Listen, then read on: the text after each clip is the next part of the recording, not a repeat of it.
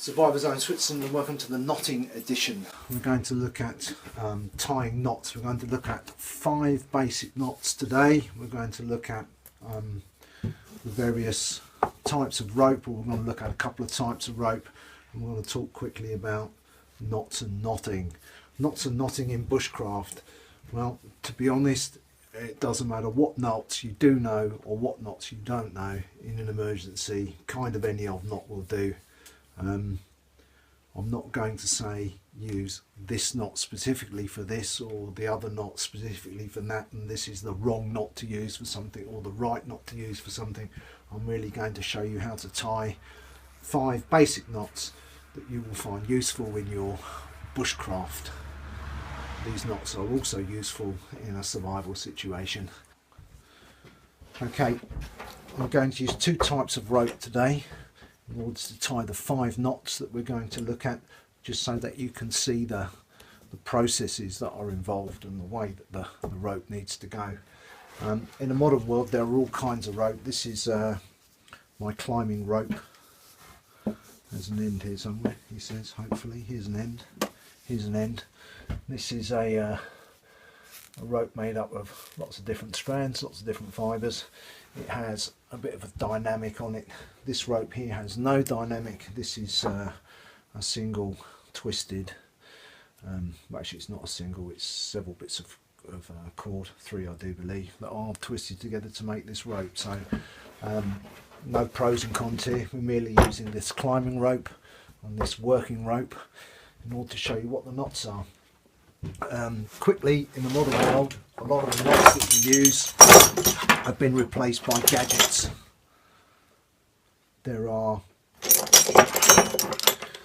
rollers and carabiners, there are descent devices, there are safety devices, there are straps, and anyone who's done any climbing or works in the climbing industry will recognise a lot of this stuff. We're not going to go into this, we'll do a lot of this at a later date.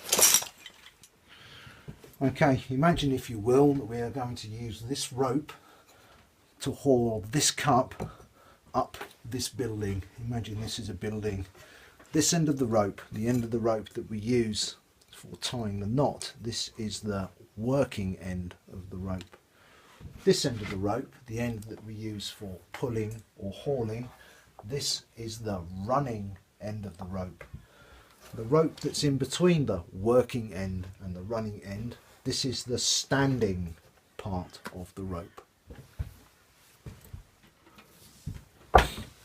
The reef knot, right hand over the left hand, wrap it under, tuck it under, left hand over the right hand, tuck it under.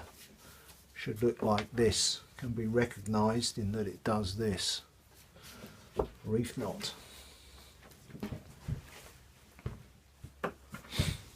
A sheet bend, a loop, and the working end. The working end comes through the loop, goes around the standing part of this rope and goes back underneath itself.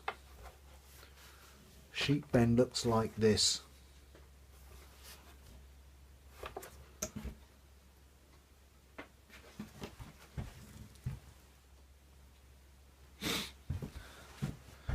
Bowline, the simple variation.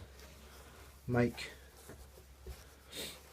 a bend or a loop in your line, thus take the working end of the line, bring it up through the loop, go around the standing part of the rope and back through the loop. This will make a bowline.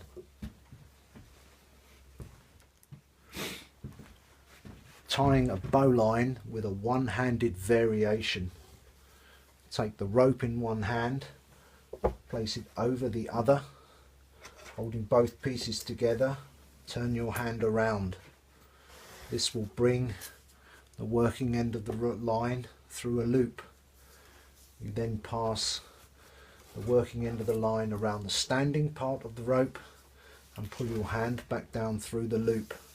This will also make a bowline.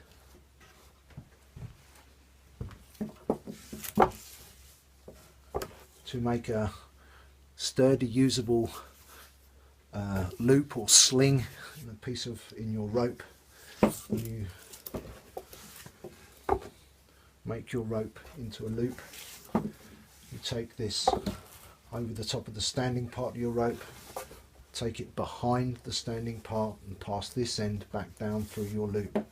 This creates a figure of 8 and a very safe, sturdy loop.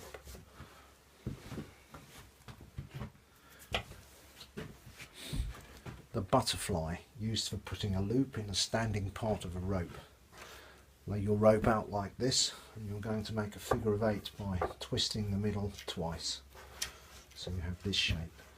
Then you take the top part of the figure 8 and fold it underneath and behind, top to bottom. So take this part, you're going to pass it over the cross in the middle and underneath the other 2 loops. This makes the butterfly knot.